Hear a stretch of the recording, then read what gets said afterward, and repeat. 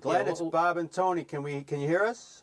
Hey, Bob, Tony, good. I can hear you. Thank you. Oh, thank Great. you. Nice Thanks for calling in. It's great to speak with you, Glenn, and thanks for your cooperation with the cancellation a couple weeks ago. The weather was a problem, but thanks for being patient and coming with us.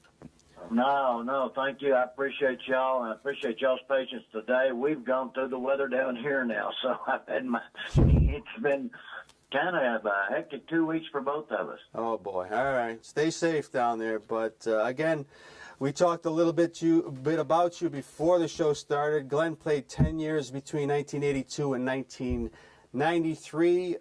First-round pick of the Tigers back in 1980. Didn't spend much time in the minor leagues and started playing in Detroit in 1982. Again, was an all-star in Philadelphia in 1985. And I spent a lot of time in the 80s, Glenn, watching you at the Vet. I mean, I would go down from here in Connecticut to Baltimore and Philadelphia every summer a couple times. And those were great memories at the Vet. And I'm sure you have many of them. But many.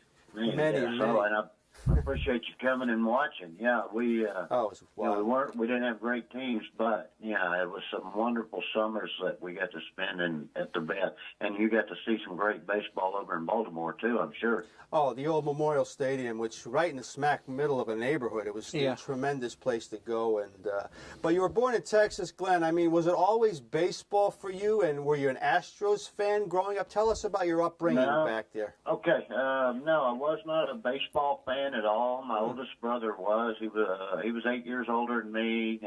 He wanted to be a Major League Baseball player.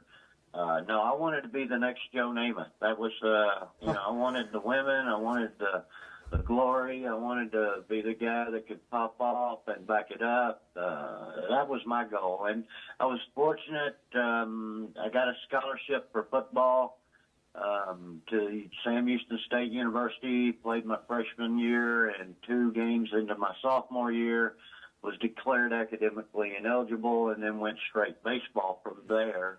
Wow. And baseball was, it came real easy to me because my oldest brother, like I said, was 8 years older than me. He made me play plastic baseball with him. From the age of 4 through 16 was when he moved out. So, and he only gave me a broomstick to hit with. I didn't get a bat. I got a broomstick he broke off that he told my mother that I broke. We didn't have a father, so there were no rules or regulations to go by except what he invented. So, so meaning that whether I wanted to play or not was not an option. So he was training himself to become a major leaguer. What he didn't know that he was making me very, very good at the same time, because we didn't use gloves. We used plastic golf balls. Back in those days, they were made of really hard material, and we had to catch them with our bare hands. So, obviously we played automatic men except on pop-ups. You had to catch the pop-ups. Our backyard was the size of a miniature plastic ball field, perfect size. And that's what we did, and I did from age 4 actually up till 18. I carried it over after my brother left. My friends and I would go to my house and play plastic baseball. So, like, he was throwing 3.5-foot curveballs by the time I was 6 years of age. So when I got to high school, little league, high school, and college, if a guy threw a foot and a half curveball, it wasn't no big deal. That was like, oh, you just made a mistake to me. He built my confidence up tremendously because he made me be the best. He coached me my senior league years right before high school. Was very, very tough on me. At the same time, if I had a great game, he also bought me 2 or 3 hamburgers at the hamburger joint after the game. So I had a great upbringing. That's terrific. And those first 2 years in the majors in Detroit, Glenn, I mean, you played with, there was 2 very respectable teams, especially the '83 team. And what was it like? First of all, your memories. Tony's been to Tiger Stadium. I've never been there. Memories of Tiger Stadium and Sparky Anderson. Biggest memory of Tiger Stadium, obviously, was my first day. It was actually opening day of 1982, the home opener. The original home opener had been snowed out, and so the team opened up on the road a week later, and then they had their home opener after I'd been called up because of outfielder injuries. And that was pretty awesome. 36,000 people in old Tiger Stadium, knowing that Cobb had played there. You know, I'd remembered all the names my brother told me about. Kaline, Cobb, Mickey Stanley, Norm Cash, just the list went on and on. And then day two, getting to my first start against Ron Guidry of the Yankees, getting my first major league hit. Was a double in the gap. Guidry steps off the back of the mound, nods his head at me, as in congratulations. You know, back then baseball was, you showed a lot of respect to your opponents. You'd knock them on their butts, the pitchers that threw hard, but at the same time, you didn't show the pitcher up if you hit a home run. At the same time, he didn't show you up if he struck you out. So it was more of a gentleman's game back then in the 80s and early 90s. But those memories were awesome. My memories of Sparky were, he was a guy that didn't like rookies. He let Hojo, Howard Johnson, and I know that the day we were called up. Told us not to associate with anybody that had 4 or more years of experience in the big leagues on or off the field. Wow. And we looked out of the clubhouse after that first meeting on opening day and went, I think we're going to be friends, buddy. Because I don't think there was anybody on the team that didn't have 4 years of service. So Sparky was a guy that I had already met, after being the number 1 pick, and he would walk by and see us minor leaguers, and he would just kind of look at me and never said a word until I got to my first big league spring training, which was the following year, which was 81. And right away, you know how you can just tell when somebody doesn't like you? Mm-hmm. That was my feeling, and whether I was right or not, I wasn't sure. But it wasn't long after that I realized I was right. Mm-hmm. And so, my feelings of Sparky back then were, this is not a good situation, but, I'm not going to pay any attention to him. I'm only going to pay attention to the lineup and what I've got to do to help the ball club win ball games. So early on it was good. We never had any real verbal snaps. We ended up taking shots at each other in the media. Mm-hmm. And that wasn't a good thing for the fans. And the fans could tell, that my days would be numbered there. But at the same time, that's how my beginning was. And I was up to the challenge. I had been raised by my brother, who was the toughest guy in town. He beat a guy up for almost hitting his car. So I was raised in a very tough neighborhood, poor white neighborhood, and it was, you don't back down from fights. You don't start fights, but you end them. And so I had that attitude, and I carried it through college. I carried it into my early years in the big leagues, and then once I got to Philadelphia, I realized, hey, I don't have to do that anymore. The atmosphere changed over in Philadelphia. It was family-like. So that was my beginning. It has truly blossomed in Philadelphia, as we'll get to in a second. Again, as we talk to former outfielder Glenn Wilson, you'll see pictures of him on the TV screen at various stages of his career. Tony, question? And Glenn, it's a pleasure to have you this evening. What's it like? You're a young player, you're with the Phillies, you're walking in, you're seeing Carlton, you're seeing Rose, you're seeing Schmidt. Did you have to pinch yourself? Yeah, absolutely. The first day, walked in to spring training. We had 5 days to go before the season started. And actually, Rose got traded that day that I arrived. I actually saw him packing and going out, and he threw me his pants. So I ended up wearing his pants the entire year, that first year in Philly. But seeing Schmidt, Gary Maddox, Steve Carlton, Jerry Koosman, Ken Colby, Tug McGraw, Yeah, I was really impressed with, these older statesmen is, the word I use for, their careers. They're already established big league ball players, and I'm still working my way up the chain. So I was pretty quiet that first year, and then of course the second year rolls around, and they threw me in the 5-hole. Because Sparky had done that with me in Detroit in '83, put me in the 6-hole a lot, which meant I would have runners on base. And it was funny, I realized during the '85 season, I loved pressure situations. I loved it when there would be runners at second and third with 1 out, or runners at second and third with 2 outs. Because I had learned by then how to just shoot the ball to right field, given the right pitch count, and how to work a pitch count into that particular favor, in my advantage. If the pitcher wasn't really sharp that night. So, and Schmidt that year, you got to remember, was leaving a lot of guys on base.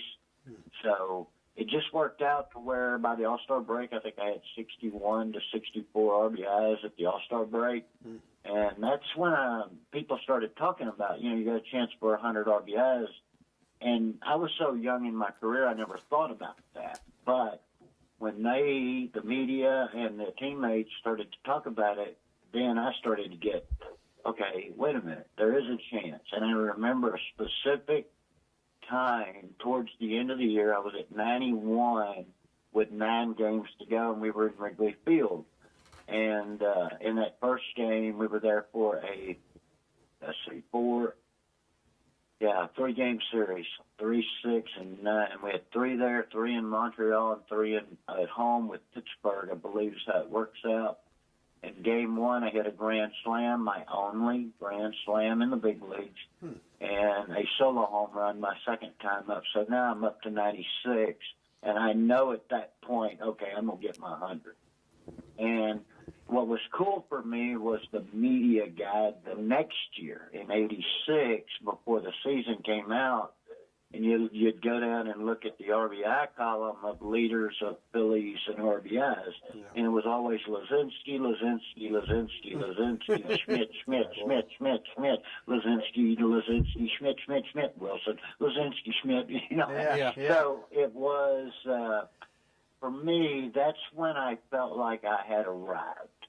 And, felt, and the fact that I was playing defense strictly in right field, and I led the National League in assists with 18 that year, I felt comfortable. For finally, once in my big league career, I knew where I'd be in the outfield, and I knew where I'd be in the lineup. Because in Detroit, Sparky had me playing mostly center, then a lot of right, a little bit of left.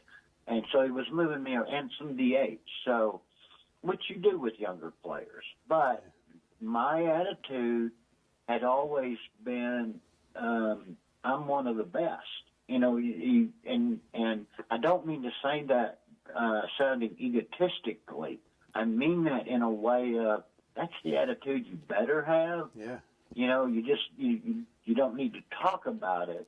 You better have that on the inside of you if you expect to play 10 years in the big leagues or more. Yeah, and I think that's one of the things people miss with Bryce Harper right now. Even though he's a little more verbal, with the media, but again, you've got all kinds of social media. So a guy like Bryce Harper, he knows on the inside of him that he has what I call the I know factor, meaning I know. And I knew at an early age I was going to be a pro athlete. I just didn't know it was going to be baseball. I thought it was going to be football.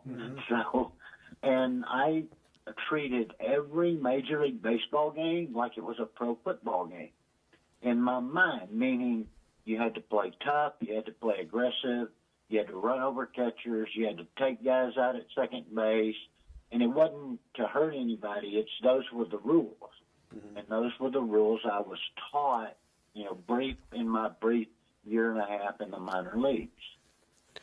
And as Glenn said, that was the 85 season. Tony finished with 102 RBIs, Yeah. all-star team, 39 doubles. I think was second in the league, and again known for his amazing throwing arm. In fact, he led the league in assists 3 years in a row. And about your throwing arm, Glenn, was that something that obviously you took pride in? Is that something you constantly worked on, or was it just a natural thing? There's guys like Clemente and Ichiro that weren't big men that just had incredible arms. Yeah. Mine happened to be something I just discovered later. I'd been an infielder my whole life, high school, little league, college. I was a third baseman, high school and college. First year of minor league ball. It was my second year of minor league ball. They made me an outfielder. I threw a few guys out in the minor leagues, but it still wasn't part of my forte yet. It wasn't until 85 in Philly and, being on AstroTurf that I realized, wait a minute, there's some things I can do with this arm, because it kept getting stronger, but I religiously worked on my arm, meaning I never missed a day taking my fly balls. Whether we took batting practice or not, I took my fly balls, and I had this way of throwing them into the coach that would be hitting them to me. I would arc them real high and make them one hop, not on a line, but just a big old high arc. And I think what I was doing, the only thing I can figure out, was I was building up the muscles in the back of my shoulder, which is where I felt most of my strength was coming from, plus the fact that the release has to be really, really quick. The transfer from the glove to the hand with the ball, and the drive with the legs, of course, but the extension you can get with the wrist and the back of that shoulder was what I feel like made my arm stronger from 84 all the way through 1988. It was still getting stronger. Yeah. So that's something that young people probably don't know about. They can read about it in my book, Headed Home. I talk a lot about that in my book, as well as give my autobiography along with the things that took place after my career is over. And I know that we definitely wanted to bring that up before we let you go. Tony wanted to definitely talk about that. Tony, about the book? Yeah, and it's, Glenn, as far as that, you had kind of a rough transition out of baseball. You're probably not unusual. A lot of ball players have a rough transition. Why do you think that happens, and tell us about yours? Okay, number one is you never prepare for anything else. I go through high school, teachers are passing me just because of my athletics. I go through college, teachers are passing me because of my athletics. Now I get drafted, and I told teachers also that I wasn't there for an education, because I already knew what I was going to do with my life. And for some reason, I think, the older we get, the more educated we are with people, not so much, in certain fields of life, but in dealing with people. And most of my professors in college were older, obviously, and they kind of understood where I was coming from. And some of them would tell me, drop my class, and I would. And then others would tell me, oh, I understand you perfectly. I actually had one professor that grew up in Chicago, Dr. Brooks, and he actually said, okay, I'll make you a deal. Write me a paper, and I will attend, and you attend every one of my classes. You'll pass my class, and I will attend every baseball game. And I said, okay, you got a deal. Well, I didn't know that he already attended every baseball game, because he used to be Ernie Banks' roommate when he went to college. So Wow. He was a baseball fan. But he got me to write that paper, and he wrote me a letter that I still have, and it says that you could be a great writer someday. Well, just because he said that, whether he meant it or not, gave me confidence. And what happens later in life, I ended up writing a book. Now, your other question about the transition from the game, you're lost. You're lost. You're like a duck without a pond. You know, all you've done is prepare for athletics. I was fortunate enough to find 3 jobs managing minor league independent ball. I got to do some television work for the Phillies. I got to do some television work for the Astros. So I got to stay in my field for about 6 years of my years out of baseball. Then I opened up some baseball academies, and that was fun, training kids. But then I got really smart. I started promoting kids. And I made some pretty darn good money doing this because I had 171 clients, and 170 of them got some type of scholarship, whether it be Division 2, 1, or junior college. And I had, because I had developed a lot of relationships, you know, people kept coming to me. So I was very fortunate in that area. But most athletes will tell you, yeah, you know, if you've had any success at all at the professional level, when you first get out, you know, you are lost. You've been on this routine your whole life of falling into place with your teammates, and you know, this time you have to be here, planes leave, you know, bus travel, house here, blah blah blah. Well, when that's over with, now you're left with, okay, I got to figure out a checkbook. How do I do a checkbook? Let's see. What did I do when I was in college? So I was very fortunate. The girl I married while I was in college, and she had already started a business in the decorating industry. And she's done tremendously well in the decorating business here in the city of Houston. Her name's Kim Wilson, and we've been married 36 years now. Oh, God bless you. That's right. Yeah, and we've had 3 kids. We got 3 grandkids, and she has an uncanny ability to, you know, she's done dealerships, golf courses, you know, 15, 20, $30 million homes. So it isn't, you know, her first rodeo. So it's been mostly her. Now, obviously, when I left baseball, you know, I left it with an injury. Doctors gave me painkillers, and I took them for 10 years exactly like they were prescribed. And, you know, this is all in my book. And I had never done drugs in my life, even in college. I think I tried marijuana one time. I think I talked about it in my book. Yep, I sure do. And it wigged me out so bad it scared me that I would never, or you couldn't pay me to do marijuana. That's how bad it wigged me out. But anyways, I get 10 years of painkillers, 3 a day, like they were prescribed, not knowing that it was an addictive drug. You know, I had no education about drugs. I talk about in my book going to a party one time in Chicago. They break out a big old jar of white powder and obviously a bag of marijuana. I asked one of the future Hall of Famers at the party, no names mentioned, you know, hey, I don't do this, you know, and they just reminded me, yeah, you can leave, you know, just remember what you say here and see here stays here, just like the clubhouse, and no problems. And, you know, they had no problem letting me leave. And, you know, it was just something I didn't do. Now, I did drink a little bit of alcohol. But, anyways, back to my painkillers. After 10 years, I see a program on 60 Minutes, and they're talking about that drug is now on the street being sold. And, you know, it's a bad drug, and here's what can happen if you try to come off of it. Well, naturally, I go to my doctor and have a discussion with him, actually a screaming match with him for him not letting me know it was an addictive drug. And when I go to try to get off of them, that's when the addiction shows up.